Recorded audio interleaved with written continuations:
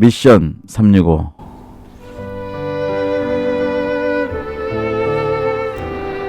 네, 이제 2015년도 한 주간 남았습니다.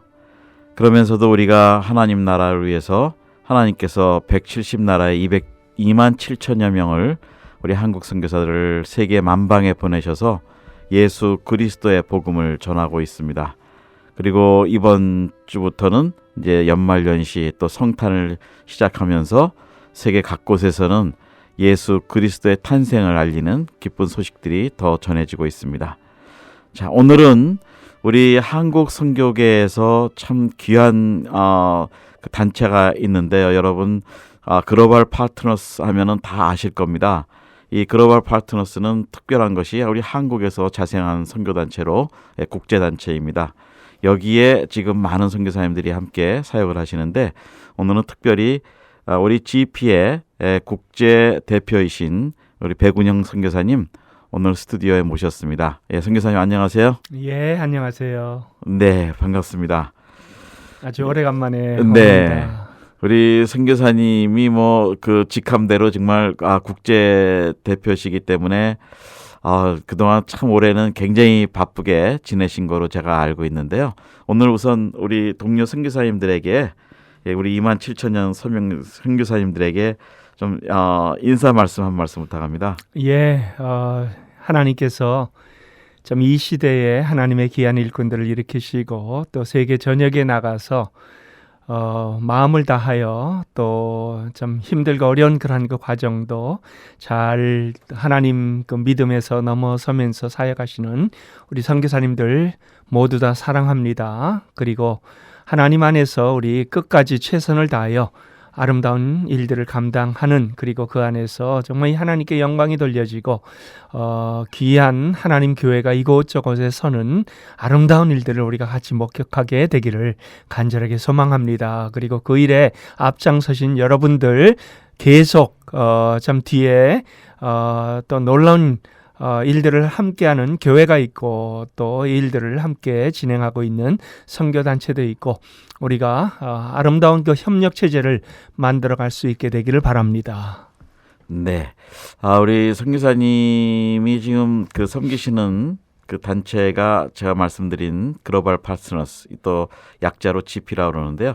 우리 GP 소개 좀 더 해주시죠. 예, 이 GP는 이 창립이 1999년대였지만 사실은 그 이전부터 한국 선교의 장자 역할을 할 만큼 1968년도에 생긴 선교단체나 다름이 없습니다. KIM이라는 이름으로 68년도에 시작이 되었다가 그 다음에 지구촌 선교회, 그 Korean Global Mission이죠. 그리고 또 이후에 Partners for World Mission, PWM, 두 개의 단체가 각각 그 나름대로 뜻이 있어갖고 분리되었는데 99년에 통합을 하면서 결국은 글로벌 파트너스라는 이름으로 지금은 세계 전역에 38개국에 392명, 근 400여 명 가까운 선교사님들이 사역을 감당하고 있습니다. 그리고 저희 GP 선교회는 아주 특이한 점이요. 시작은 한국에서 됐지만은 지금은 미주 이사회도 있고 또 그 남미의 브라질 이사회도 있고요. 그다음에 또 영어권을 이 미국에서 영어권을 하나로 이렇게 묶는 IGP라고. 근데 그 IGP는 영어권만이 아니라 타문화권 교회들도 함께 들어오려는 그런 그 움직임이 있습니다. 그래서 저희는 400여 명 선교사 중에서 한 90%는 코리안들이고요. 근데 한국 사람 중에서 물론 미국 시민권자도 한 80여 명 있습니다. 그리고 나머지 한 10%가 난 코리안들로 브라질 사람들과 인도 사람, 또 우리 한국 사람하고 같이 결혼한 루마니아인도 있고 중국 사람도 있고 다양하게 이렇게 난 코리안들로 또 구성이 되어 있습니다. 네, 이렇게 자세히 말씀 들어보니까 정말 그 GP가 그 이미 우리 한국 중심의 단체보다는 그 국제 다문화권 또 다민족적인 그 단체가 이렇게 성장이 됐네요. 예, 시작부터 저희가 꿈을 그렇게 꿨습니다. 그리고 특별하게 미주에서 이 사회가 구성될 적에는 21세기 들어서는 한국 이 선교 단체가 하나님께서 원하시는 그런 그 모습으로 체제를 갖추고 구조를 만들어 나갈 적에 미래의 새로운 신생 선교 세력들이 들어오는 그런 그 일들을 우리가 예상하면서 그들을 받아서 함께 일을 할 수 있는 그런 그 단체로 서서히 준비를 했는데 결국 준비가 오늘날에 이렇게 다양한 민족들이 함께 들어와 일을 할 수 있는 그러한 그 조직으로 만들어졌고요. 네. 우리 GP 안에서만 그 조직이 만들어진 것이 아니라 사실은 저희가 현지에서 일을 하면서 보면은 이 최근에 다양한 선교 단체들이 아시아에서 만들어지고 있습니다. 필리핀이나 인도네시아나 또 인도와 그 베트남 이러한 중국 이러한 지역에서 만들어지는 선교 단체를 저희가 또 훈련을 시키고 저희 조직을 그들에게 또 내어주기도 하고 그 다음에 또 그들이 파송을 할 적에 발판이 되어주기도 하는 그런 그 일들도 지금 현재는 이루어지고 있습니다. 네.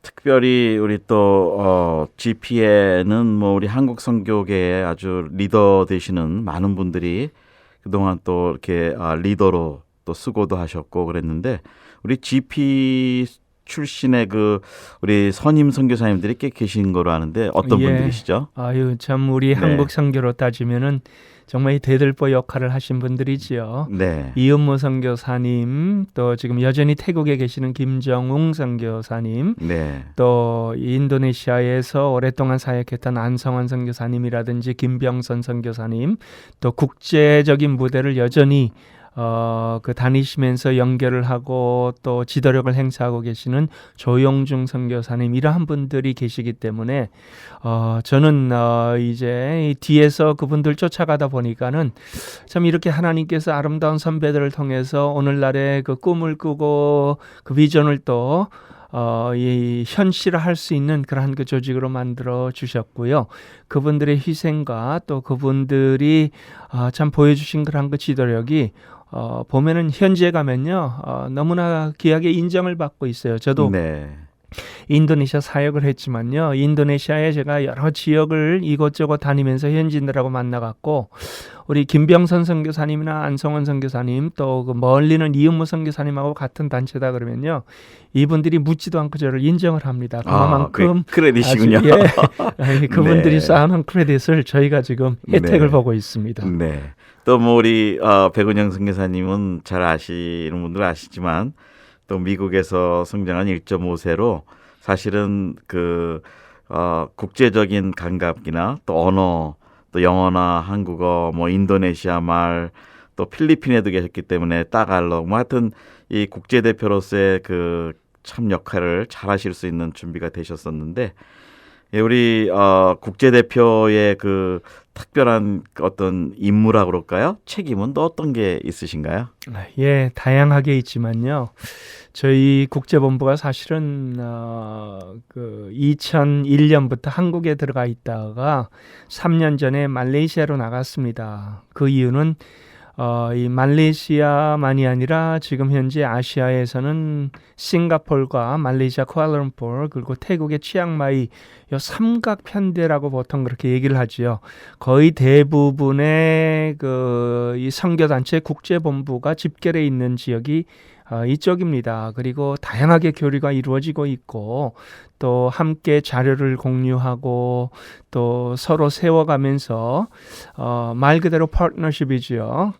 이 마지막 때에 우리가 한 단체가 가지고 있는 자원을 또 다른 단체가 가지고 있는 자원과 합하여 시너지를 만들어내는 그런 그 일들이 지금 활발하게 이루어지고 있는 것이 바로 그 아시아입니다.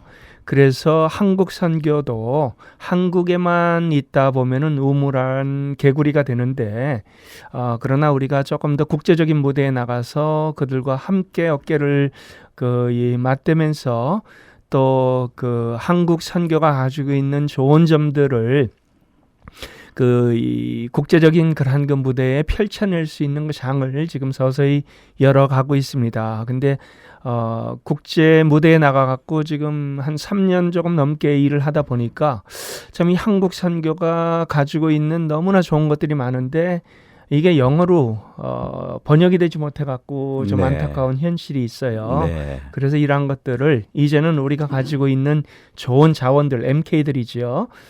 부모님에 의해서 선교 현지에 갔지만은 그러나 적어도 세 개의 언어를 자유롭게 할 수 있는 우리 선교사 자녀들을 활용해서 앞으로는 국제 무대에 인정받을 만한 한국 선교의 그 자료들을 번역하고 또 출판해내는 그런 그 일들을 하면서 또 서서히 국제 무대에 이제 들어가다 보니까 한국 선교를 이제는 인정하는 그런 분위기가 됐습니다. 네. 그래서 뭐 이 로산뿐만이 아니라요. 네.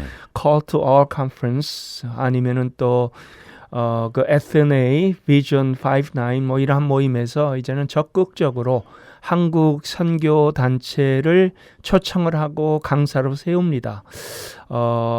제가 이제 조금 단골 메뉴가 됐습니다. 아무래도 이 미주에서 자라나서 영어가 문제가 없다 보니까 그러한 데 나가서 한국 선교를 마음껏 한국이 지금 이러한 일들을 감당하고 있습니다. 그동안에는 한국 선교가 또 시행착오도 있지만은 그러나 그걸 통해서 이러한 이 다양한 이 조직과 그다음에 또 선교적인 규정들을 만들어냈고 그다음에 방향 뭐 이러한 것들이 참 아름답게 오늘도 펼쳐지고 있는 것들을 국제 무대에 또 저희가 적극적으로 홍보를 하고 있습니다. 네. 그러니까 우리 백운영 선교사님께서 GP의 국제 대표로 어떻게 보면 GP만을 지금 이렇게 사역을 하시는 게 아니라 한국 선교 전체와 또 그 국제사회 선교사회와 연결시키시는 그 역할도 많이 하셨네요. 아유 그렇게 얘기하면은 그렇지만 일을 하다 보니까요. 네. 물론 저는 GP를 대표하지만은 그러나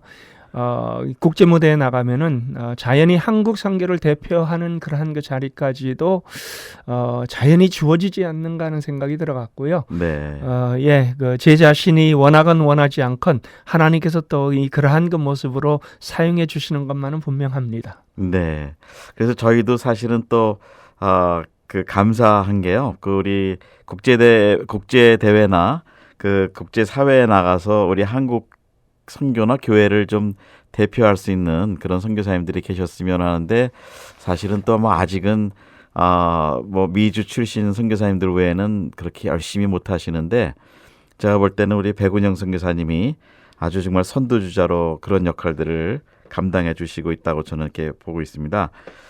예, 선교사님, 우리 GP 말씀도 참 어제 몰랐던 부분도 참 많이 듣게 됐는데 어느새 이렇게 그 본격적으로 국제 선교 단체로서의 면모라 그럴까요? 그 현지인 선교 단체 선교사들을 세우고 그렇게 동역하게 되는 그 기반이 언제부터 이렇게 시작이 됐나요? 사실은 저희 이은무 선교사님이나 조용중 선교사님이 이러한 이 부분에 대해서 오래전부터 계속 그 발판을 만들어 주셨습니다. 그래서 이거는 뭐 제가 국제대표가 되면서 시작한 일도 아니고 이미 저희는 20년 전부터 그러니까 지금 GP로 99년에 시작이 되어 갖고선 어떻게 보면은 지금 16년인데요. 근데 그 이전에 KIM 때, PWM 때부터 이러한 비전을 저희가 꾸준히 가지고 있었습니다. 그리고 한국 선교가 아시아 선교에서는 아무래도 이 앞서가는 그러한 그 부분이 있는데 우리가 이러한 한국 선교를 하나님께서 만들어내신 하나님의 섭리가 분명하게 그 후발 뒤따라오는 아시아 선교를 발판을 세우기 위한 그리고 그들을 통해서 섬기기 위한 부분일 것이다라고 해서 꾸준하게 그러한 그 부분으로 준비를 했고요. 특별하게 저희가 항상 강조하는 부분은 선교사님들에게 현지 지도력 개발입니다. 그래서 현지의 그 지도력을 개발하면서 그분들이 지도력을 가지게 되면은 선교사들은 자연히 그분 뒤에서 우리가 앞장서 갖고 일을 하는 것이 아니라 현지에 귀한 지도력을 세워놓고 우리는 그 뒤에서 섬기는 역할을 끊임없이 강조를 했는데 그러한 것들이 하나님께서 현지에 아름다운 지도력들을 세우면서 함께 가는 그리고 그들이 이제는 선교사만 파송을 하는 것이 아니라 현지의 교회들이 적극적으로 지원 체제도 만들어졌습니다. 네. 그러니까 해외에 있는 교회들의 손을 벌리는 것이 아니라 이제는 현지 교회가 깨어나고 현지 교회를 동원하고 현지 교회가 재정으로 또 하나님 일을 감당할 수 있도록 또 참여하는 그러한 그 부분도 생겨나고요 하면서 현지 선교사들이 파송될 적에 현지 교회들이 적극적으로 후원을 하는 그러면서 이러한 그 부분들에 대해서 그들은 저희에게 배우기를 원해요. 서구 선교가 사실은 우리보다 훨씬 앞서갔지만은 그러나 그분들이 우리에게 이제 얘기하는 것은 이러한 부분입니다. 서구 선교는 그 유럽이나 북미에서 시작된 선교 단체고 그 다음에 또 서구 선교는 50년, 100년 이상이 되는 그런 그 역사가 있는 단체이기 때문에 책을 통해서 얼마든지 그들의 것을 배울 수는 있지만은 아시아에서 같은 아시아 땅에서 시작된 선교 단체가 어떤 과정을 거쳐서 어떻게 오늘날의 그 선교사를 파송하고 또 선교사들이 일을 할 수 있는 그런 그 조직체를 만들어내게 되었는가, 어떤 규정을 어떤 상황 속에서 만들어냈는가, 이걸 배우기를 원한다. 근데 보니까 한국 선교가 그러한 부분에 있어서는 제일 잘하고 있기 때문에 한국 선교를 같은 아시아에서 시작된 그 한국 선교를 조금 더 구체적으로 배우기를 원하는 이러한 그 모습이 결국은 우리가 준비된 부분을 그들에게 내어줄 수 있고 그들을 세워줄 수 있는 그러한 그 역할로까지 가지 않았는가 생각이 듭니다. 네. 그러다 보니까 우리 아시아 선교의 현지 교회들이 선교사 교회가 되는 미셔너리 철치가 되는 그 일들을 지금 그 우리 GP 선교회에서 사실은 또 많이 이렇게 시작을 하고 있군요. 예. 20년 전부터. 예. 네네. 그래서 저희는 사실 처치 플랜팅도 중요하지만 미션 플랜팅이라는 말을 많이 사용을 합니다. 그러니까 교회가 개척이 돼 갖고 어느 정도 규모를 갖추면은 그 다음에 교회의 그 실질적인 동력은 밖으로 향하여 나가서 복음을 나눌 적에 그 교회는 훨씬 더 힘을 얻고 그 다음에 훨씬 성경적인 그러한 그 뜨거움이 갖춰지는데 교회가 로컬화되면서 자기 자신만을 자기 개인적인 그 교회로 커나갈 적에는 결국은 이 미래가 없다는 거죠. 그래서 미션 플랜팅을 계속 하다 보니까 이건 성경적인 것이고 또 하나님께서 이미 오래전에 우리에게 부탁하신 부분인데요. 현지 교회들이 이러한 부분에 있어서 같이 열심을 내고 선교사들이 나가서 사역하는 그 사역 속에 나중에 보고를 받으니까 또 더욱더 힘이 나고 자기들이 보낸 선교사가 예배가 없는 곳에 예배가 생겨나고 이 전혀 교회란 그 들어보지도 못한 지역에 교회가 생겨나기 시작하고요. 참 다양하게 영혼들이 돌아오는 그런 그 모습에 점점 더 뜨거워지는 그런 그 모습을 볼 적에 참 우리가 이걸 통해서 하나님 나라가 확장되는구나 하고 이 기쁨을 같이 나눕니다. 네. 아유, 우리 선교사님 말씀을 들으려면 사실은 정식으로 강의를 오픈해야 이게 들을 수 있는 말씀인데 그 간단하게 좀 여쭤봐서 또 어떻게 보면 좀 죄송하기도 합니다. 자, 이제 또 우리 선교사님이 이제 GP의 그 한계를 넘어서 사실은 굉장히 다양한 범위의 사역들을 감당하고 계시는데 올해 우리 전체 세계 선교의 그 동향이라고 그럴까요? 흐름의 어떤 특징이나 몇 가지 좀 이렇게 그 짚어주실 수 있는 부분이 있으면 어떤 것들이 있을까요? 예, 일단 하나씩까지요. 네네. 저는 이 난민 사역이 지금 굉장히 중요한 사역이라고 보고요. 그 다음에 또 그 일렉트로닉 미셔너리라는 단어가 생겨났지만은 매개체를 통해서 지금 저희가 방송을 하고 있습니다. 근데 이러한 이 방송을 통해서 복음이 전파되고 SNS까지 사용이 돼 갖고 복음이 전파되는 이것도 하나의 하나님께서 열어주신 아주 중요한 트렌드라고 저는 보고 있습니다.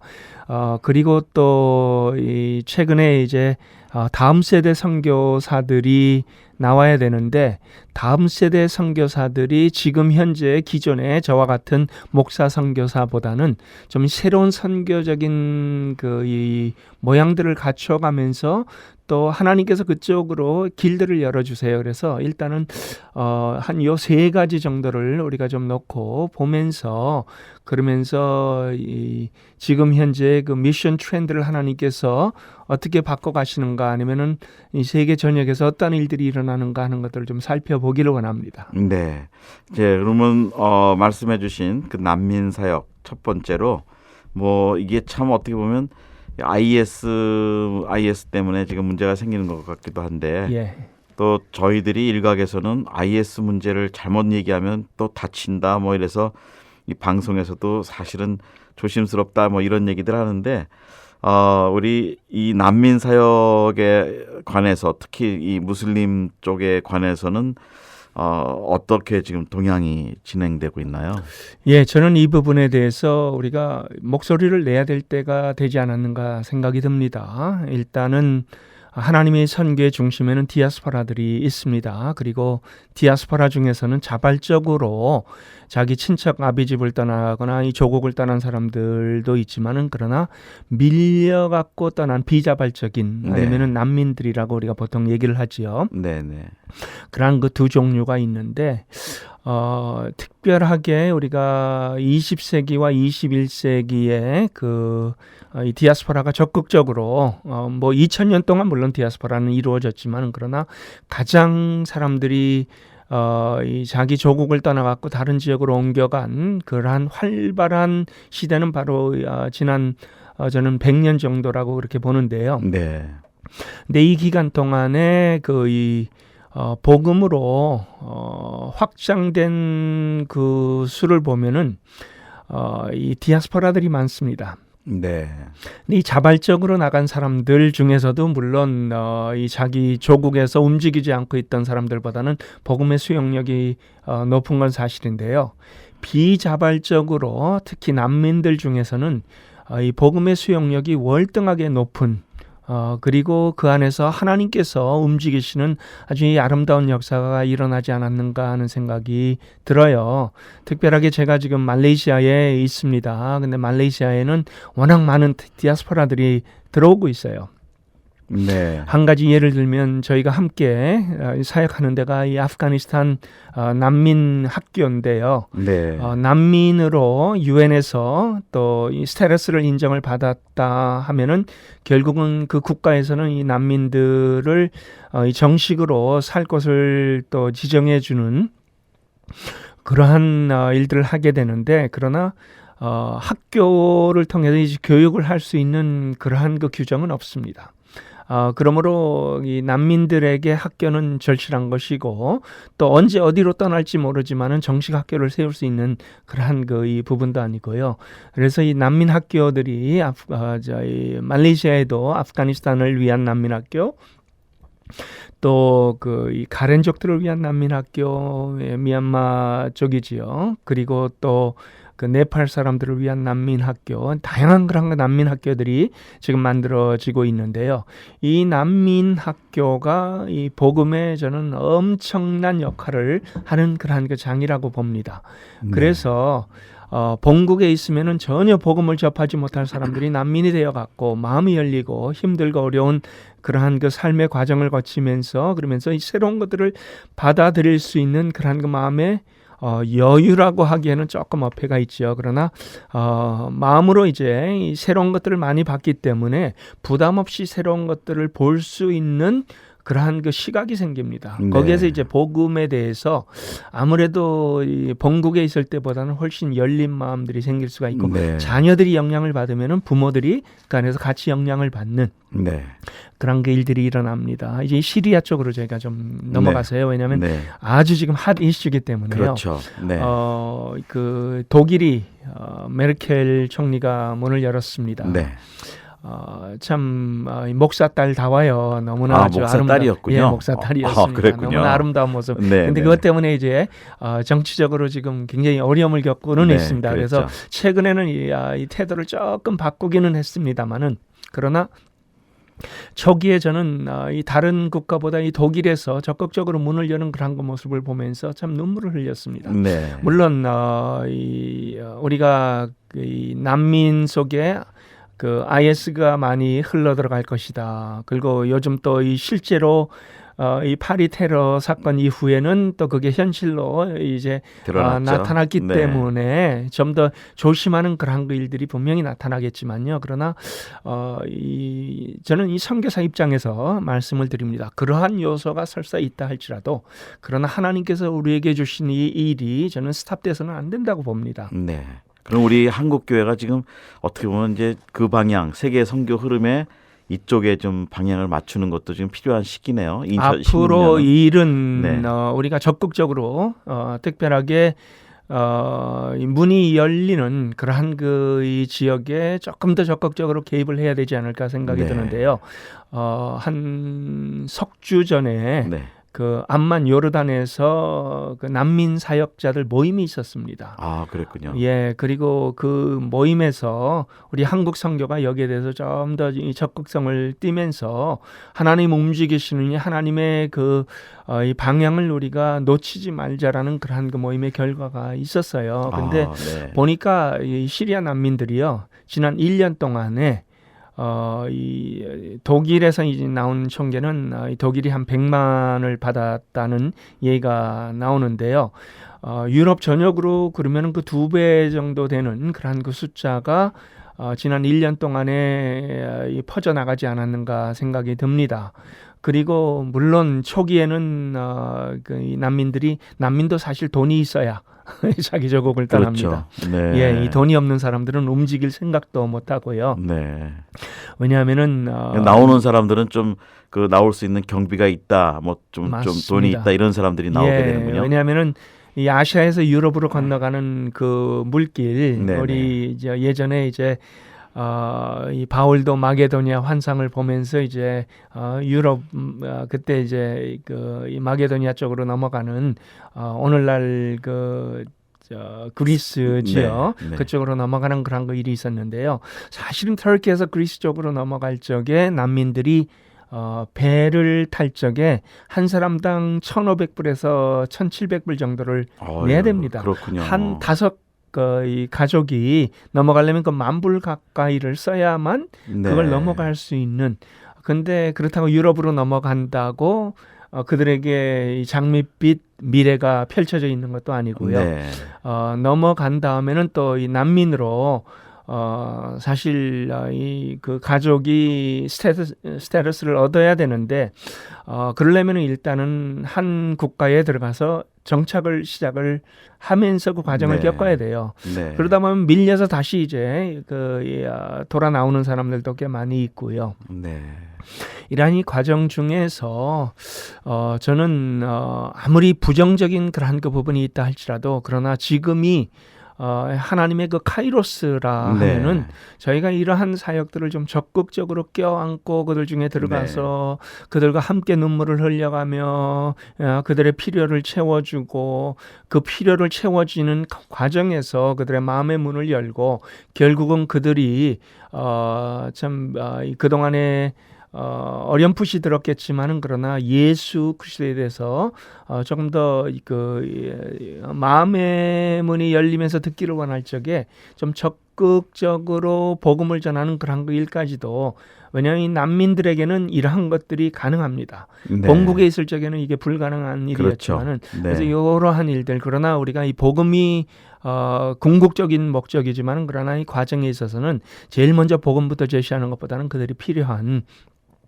그러한 그 빵과 숙소와 이러한 것들을 제공을 하면서 사랑으로 그들의 그 얼어있는 몸을 녹여줄 적에 결국은 복음이 들어갈 수 있는 통로가 자연히 열리지 않을까. 그리고 네. 이것이 바로 하나님께서 우리 사역자들에게 원하시고 요구하시는 부분이 아닐까 하는 생각이 듭니다. 그러면 이게 국제 선교계에서 뭐 큰 선교 단체라든지 이런 데서 이 난민 사역에 대해서 상당히 그럼 중점을 두고 있는 거군요. 예, 지금 이게 우리에게 당장 이 발등에 떨어진 불이기 때문에 우리가 이제는 이걸 외면하지 말고 적극적으로 흡수하고 받아들이고 여기에 대해서 준비하고 협력 체제를 만들어내고 그 다음에 이 정부 쪽에서 감당하지 못하는 일들을 또 감당할 수 있는, 그리고 궁극적으로는 선교단체가 NGO적인 그런 그 형태를 띄어가면서 일을 좀 감당을 해야 되겠죠. 그리고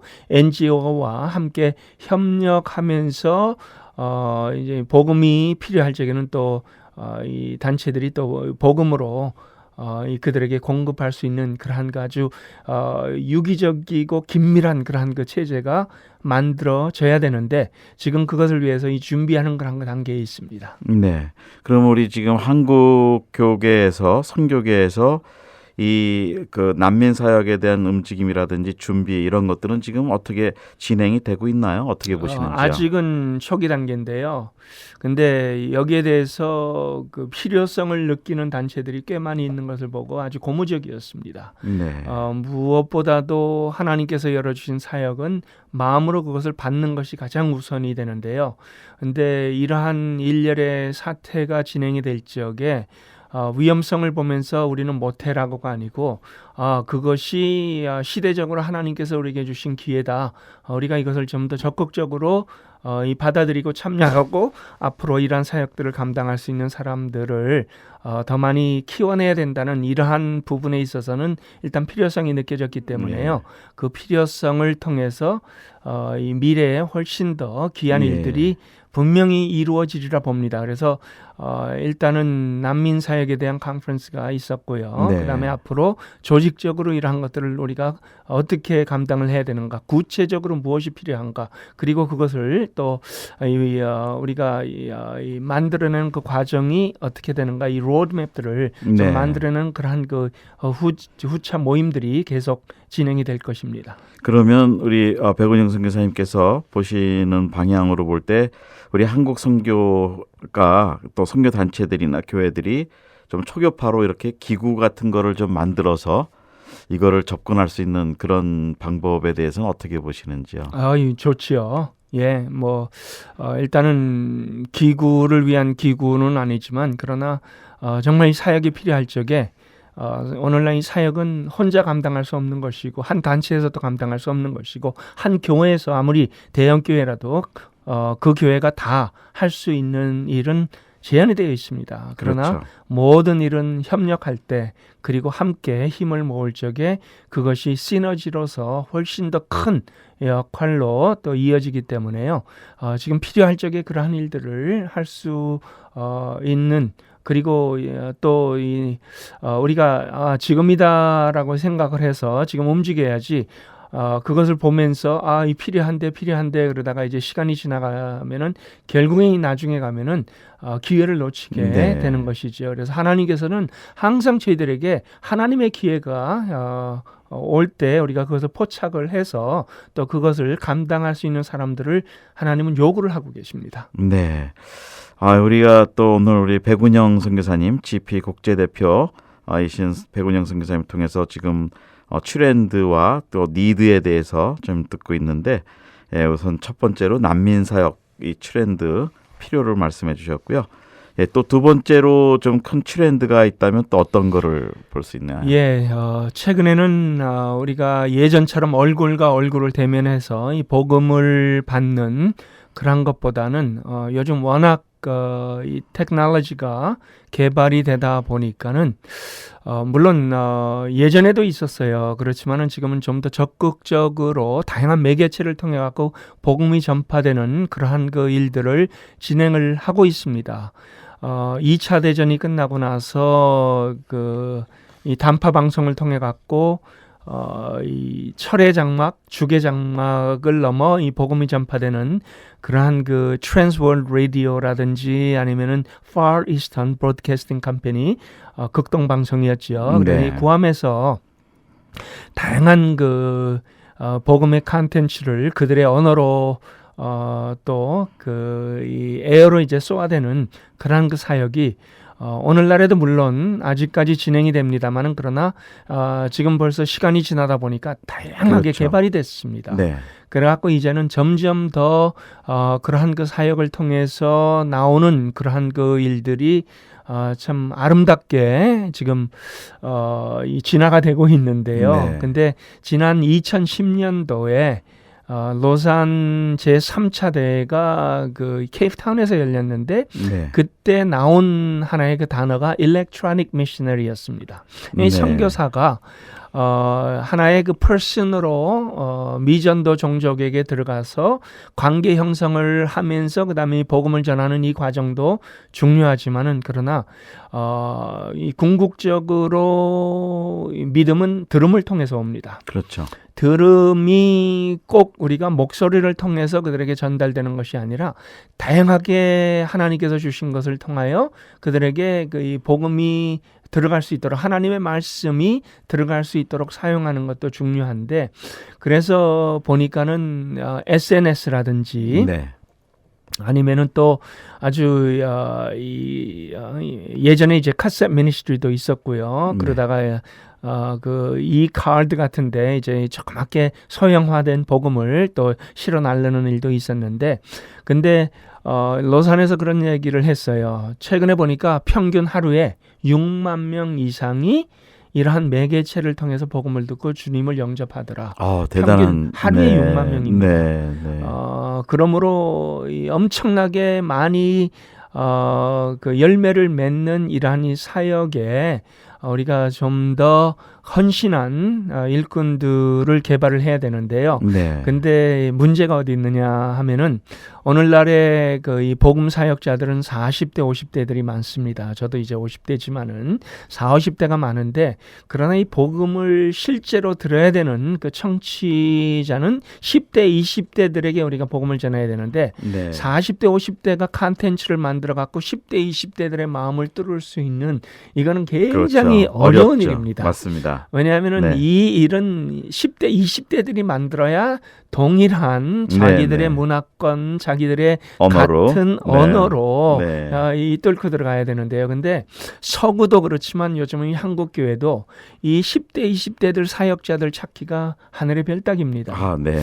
그래서 이러한 그 문제를 우리가 이 복음 전선에서 나누게 되고 좀 더 적극적으로 젊은 사역자들을 끌어들임으로써 그들이 그 효과적으로 복음의 컨텐츠를 만들어내고 또 미디어와 아니면 필름이라든지 이러한 것들이 적극적으로 퍼져나갈 수 있도록 사람을 키워내는 일들이 시급하다라고 지금 우리 모두가 느끼고 있습니다. 근데 한국 선교가 아직은 보수적이 돼서 그런지요. 네. 이러한 그 미디어나 아니면은 인터넷을 통한 복음 전파에 대해서 좀 미온적이에요. 네. 서구 쪽은 이미 오래전에 이 필요성을 느끼고 많은 단체들이 여기에 대해서 적극성을 띠고 있는 반면 한국은 아직까지 이 교회 개척이라든지 네. 아니면은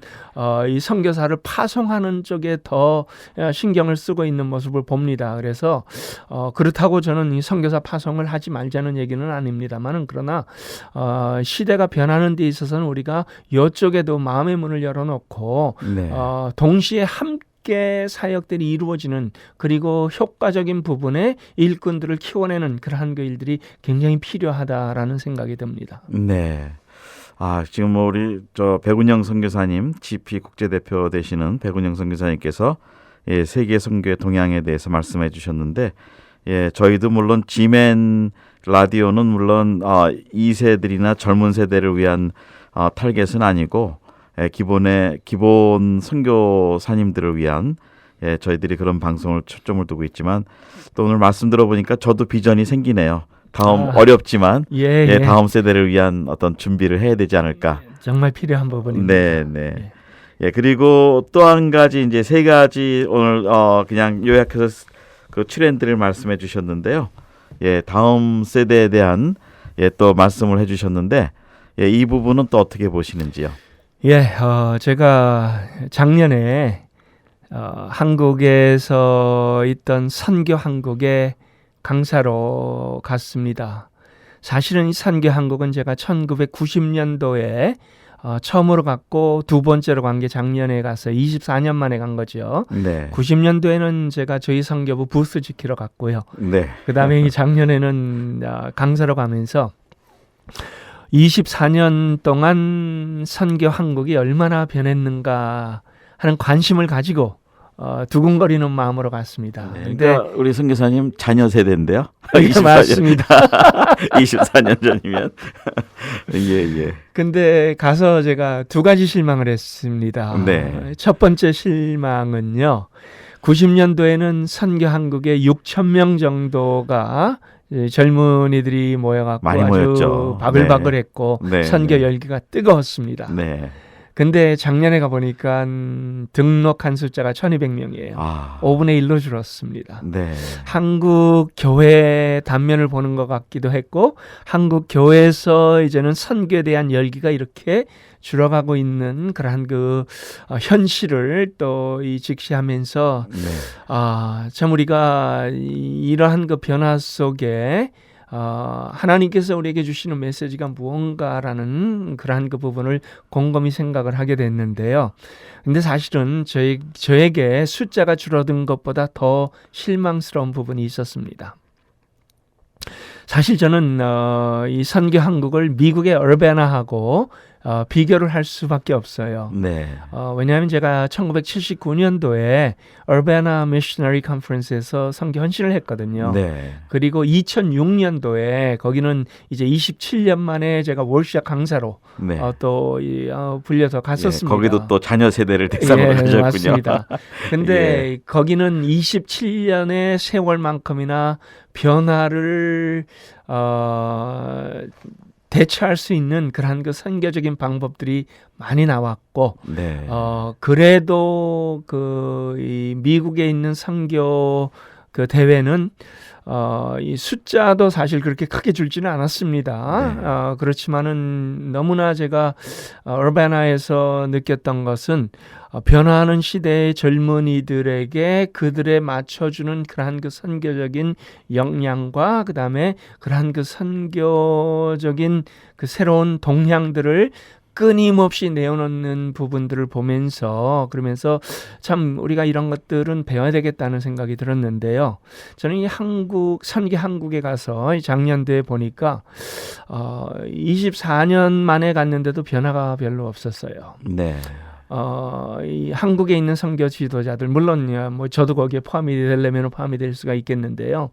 근데 너무 안일하게 대처를 하는 걸 보면서 젊은이들이 5분의 1로 줄어든 그러한 그 이유가 바로 거기에 있지 않을까 하는 생각이 또 함께 들기도 했습니다. 네. 그것은 이 1200명 선교 헌신자들이나 마찬가지죠. 선교 관심자들, 그렇죠. 헌신자들 그리고 미래 선교 후보생들에게 네. 여전히 하는 얘기는 이 신학교 가든지 예. 아니면은 교회에 가서 후원 받아갖고 선교단체 들어가서 훈련 받고 나가서 교회 개척해라. 이러한 얘기에서 벗어나질 못하는 거예요. 시대가 바뀌었는데도 불구하고. 네.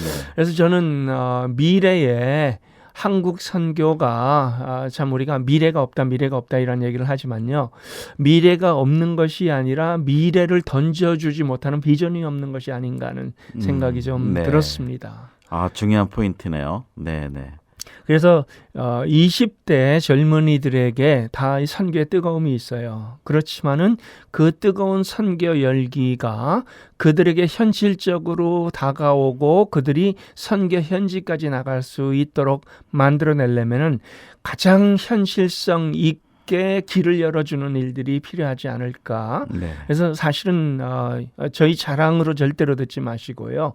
저희 그 GP는 말레이시아의 선교 훈련원이 있습니다. 이미 지금 5년 정도를 말레이시아의 선교 훈련원을 저희가 운영을 하고 있는데요.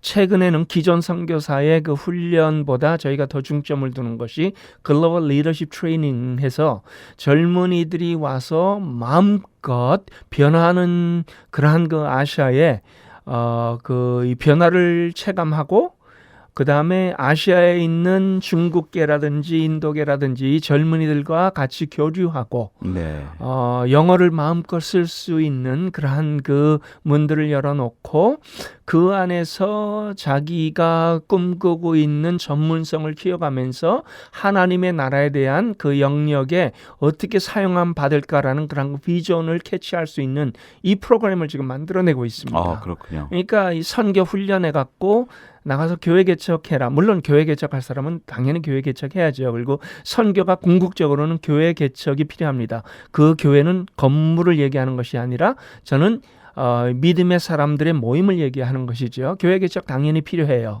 그 교회가 동굴교회가 될 수도 있고 천막교회가 될 수도 네. 있고 아니면 컨테이너 사이에서 모이는 그러한 그 조그만 모임도 될 수가 있고 그러나 그리스도의 이름으로 모이는 믿음의 사람들의 공동체를 만들어내는 일은 너무나 필요합니다. 그러나 그 과정에서 우리가 가지고 있는 다양한 하나님께서 주신 은사와 그 다음에 우리의 그 전문성을 어떻게 개발을 시킬 수 있는가. 제가 이제 한 가지 예를 들게요. 저는 여기서 이제 MK들을 항상 사실 제가 이제 이 다음 세대 사역을 하나님께서 억지로 이제 하게 하셔갖고 10년 동안 지금 MK 사역을 하고 있는데요. 그러시죠. 근데 이 MK들을 통해서 저는 이 다음 세대에 굉장히 귀한 모델을 봅니다. 그렇다고 네. MK들에게만 국한된 것은 아니에요. 저희 다음 세대들이 얼마든지 할 수 있는 일이라고 보는데요. 지금 그 베트남 호지민시에는 MK 가정 5가정이 모여갖고 지금 창업을 했습니다. 그렇군요. 비즈니스 에즈 미션. 예, 비즈니스 에즈 미션이에요. 근데 우리가 이름만 대도 알 수 있는 선교사님 자녀들이에요.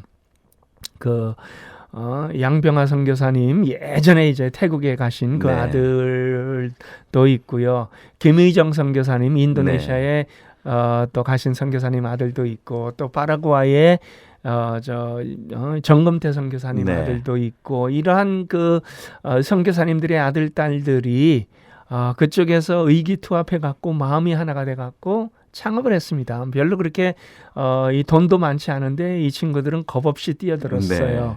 근데 보니까 이 친구들이 보통 3개, 4개 국어들을 해요. 그렇죠. 그리고 또 현지 문화를 워낙 잘 알고 국제적이죠. 현지 사람들과 이제 교류하는 게 전혀 이들에게는 꺼리낌이 안 되고 잘할 때부터 그렇게 자랐기 때문에요. 그래갖고 막 그냥 발전 시기에 있는 그 베트남 호지민시에서 이 아파트 건설의 이제 인테리어라든지 또 이 다양하게 물품을 대는 이러한 일을 시작을 했는데 이게 대박을 쳤습니다. 아유 할렐루야. 좋은 소식이네요. 그래갖고요, 영업식 일적도 이제는 꽤 돼요. 이익 창출이 아주 많다는 거죠. 근데 보니까 이들이 목적은 재정이 아니에요. 돈 이익 창출의 목적을 둔 것이 아니라 그걸 하면서 자기들이 끊임없이 모임을 가집니다. 그리고 초기에 그 마음속에 하나님께서 허락하신 것들을 계속 확인하고 또 확인하는 예배 중심적으로 갑니다. 우리는 이것을 돈 벌기 위해서 연 것은 아니다. 이 과정을 통해서 하나님께서 우리를 통하여 영혼 창출, 베트남에 있는 자기들과 먼저는 함께 일을 하는 종업원들이 그리스도를 믿을 수 있는, 그러면 우리의 삶이 그들에게 어떻게 비춰지고 어떻게 보여지는가, 이게 먼저 중요하고요. 그 다음에 이 기업을 통해서 함께 일을 하는 다른 기업들이 더 영향을 받고 주변 사람들이 영향을 받아갖고 하나님께서 영광을 받으시면서 계속 복음이 이들을 통해서 흘러넘치는 선한 영향력을 행사하자. 근데 그 일이 지금 실제로 진행이 되고 있어요. 저는 이들을 볼 적에 어느 선교사 못지않게 훨씬 더 뛰어나게 하나님 나라의 일들을 감당하고 있다고 봅니다. 그렇죠. 네. 그리고 미래에는 이러한 사람들이 저는 많이 나와야 된다고 봐요. 우리가 꼭 이 목사가 돼 갖고 교회 개척을 위해서 들어가는 것이 아니라 무슨 직업을 가졌든지 그리고 세계를 무대로 펼쳐내는 그러한 그 일들이 나타날 적에 자기가 가지고 있는 그러한 그 영역에서 그리스도를 나타내는 선한 영향력이 끊임없이 행사될 적에 하나님 나라는 바로 그걸 통해서 퍼져나가지 않을까. 그러므로 저는 젊은이들에게 이러한 꿈을 실어주고 그 다음에 복음을 나눌 수 있는 성경적인 제자도를 우리가 그들에게 넣어주는 것이 중요하고요. 그 다음에 그들이 이익이 창출이 됐을 적에 그것을 어떻게 활용할 수 있는가. 사실은 기업이 돈을 벌면서 그러면서 깨지는 경우가 많아요. 돈 때문에 문제가 되는 경우가 많습니다. 그래 이들도 처음에는 이러한 목적으로 기업을 시작을 했는데 돈이 들어오기 시작하니까 그 다음에 고민이 생긴 거예요. 이걸 어떻게 할까? 그래서 사실은 저희 그 몇 사람들이 이들에게 이제 영향을 저도 그 중에 하나입니다만은 영향을 줄 수 있는 그러한 그 자리에 있어 갖고 그들에게 이제 트러스트를 만들려고 했습니다. 네. 그래서 5명만이 아니라 아주 이 자기들이 함부로 이런 이익을 따로 띄어갖고 트러스트를 만들 적에 함부로 그 손을 대지 못하도록 그리고 나중에 여기에 이 재정은 앞으로 다른 젊은이들 특히 MK들이 다른 지역에서 창업을 할 적에 그 창업 기금이 없으면은 그것을 그들에게 이제 융자를 해줄 수 있거나 아니면은 투자를 할 수 있는 그런 거 기금으로 쓰면 좋겠다. 저는 앞으로 이러한 모델들이 끊임없이 확산되리라고 봅니다. 그리고 그것은 어떤 기업이나 비즈니스를 목적으로 한 것이 아니라 정말 이 하나님 나라를 목적으로 할 수 있는 그리고 하나님께서 자신들에게 주신 그러한 이 은사를 적극적으로 활용하면서 하나님 나라의 주역으로 설 수 있는 다음 세대들 저는 이러한 세대들이 앞으로 많이 키워져야 된다고 보고요. 그러한 세대들은 저는 이 미주에도 엄청나게 많다고 봐요. 이 미국에 와 있는 우리 젊은이들 혹시 이 방송을 들으면요. 미국만이 내가 살 수 있는 미국만이 내 미래를 투자할 수 있는 것이 아니다라는 생각을 여러분 가지시고요. 세계는 넓고 할 일은 많다. 우리 김은중 씨가 얘기를 했지만 저는 이게 오늘날에 우리 믿음의 사람들에게 통한다고 봐요. 세계 전체를 우리가 무대로 좀 적극적으로 퍼져나가서 그리스도의 영향을 줄 수 있는 하나님 나라에 영향을 줄 수 있는 그러한 그 귀한 지도자들이 많이 생겨나기를 간절하게 고대해 봅니다. 네, 오늘 우리 GP 국제대표이신 백운영 선교사님께서 지금 세계 선교 동향 세 가지를 설명해 주셨는데 첫째가 난민사역, 두 번째가 방송 매체나 SNS, 이런 테크놀로지, 그 일렉트로니컬 미셔너리라는 개념으로 말씀해 주셨고요. 또 하나는 지금 다음 세대와 또 어떻게 보면 그 철치 플랜팅이라든지 이런 거보다는 비즈니스 에즈 미션이나 전문인 그 프로페셔널 미션으로 가자. 또 말씀해 주셨는데 자 이제 좀 마무리를 하면서 한두 가지 더 질문을 드리는데 그러면 우리 이제 세 가지 말씀해 주셨는데 우리 교회들이 앞으로 미주나 한인교회 한국에 있는 교회들이 요 세 가지에 초점을 맞출 수 있다면 좀 구조조정이 필요할 것 같은데요. 어떤 부분이 좀 구조조정이 돼야 될까요? 선교부 담당자라든지 뭐 전략이라든지 이런 것들이요. 예, 저희 GP도 지금 마찬가지입니다. 30대들이 사실 훈련을 받고 이제는 교회로부터 후원 받아내기가 너무나 힘듭니다. 10년 전만 하더라도 훈련을 받은 사람이 후원금이 없어갖고 필드로 못 나가는 일은 없었어요. 근데 요즘에는 그러한 일들이 생겨납니다. 물론 교회들이 힘들어요. 그리고 그것을 탓할 마음은 없습니다. 그래서 저희는 일찌감치 그걸 봤기 때문에 새로운 면으로 이 선교 재정을 재정이 없다고 하나님께서 우리에게 주신 명령 감당하지 못할 법은 없으니까 우리가 이러한 이 부분에 대해서 이 적극적으로 새로운 부분을 개발하고 있는데요. 근데 저는 교회들도 너무 일시적으로 선교를 끊는 그러한 그 일들은 조금 자제를 좀 해주셨으면 합니다. 선교사님들이 갑자기 연말에 내년부터는 이제 더 이상 지원을 못합니다. 이 편지를 받으시는 분들이요. 얼마나 힘들고 어려운지를 한번 좀 헤아려 주시고요. 예, 맞습니다. 만약에 교회 안에서 그러한 어떤 계획이 있다면요. 1년 정도 먼저 연락을 해주시고 1년 후에 이렇게 진행을 하겠습니다라는 그러한 그 준비 기간이 좀 필요하지 않을까. 물론 이 교회 사정을 충분히 감안을 해서라도 그러나 이러한 정도는 좀 해주시고요. 그러면서 이 교회 안에서 이제는 저는 이 미래 선교 자원들을 개발할 수 있는 데가 저는 교회라고 봐요. 그래서 이 교회 밖에 있는 사람들과 연결을 해갖고 지원을 하다가 하루아침에 끊어버리는 그런 것보다는요. 이제는 교회 안에 이 많은 선교 자원들이 나올 수 있는 토양을 만들어야 그게 저는 제대로 된 선교적인 교회라고 봅니다. 젊은이들 중에서 선교에 대해서 꿈을 가질 수 있도록 가르치는 것도 필요하고요. 그 다음에 그러한 그 선교의 중요성이 이 교회에 또 적극적으로 보여지고 강단에서만 외쳐지는 것이 아니라 전체적으로 함께 공유되는, 그래서 이 다음 세대들이 서서히 자라나면서 나는 선교사가 되고 싶다 이게 아니고요. 요즘 이 선교사라는 그러한 이 단어가 굉장히 어폐가 많은데요.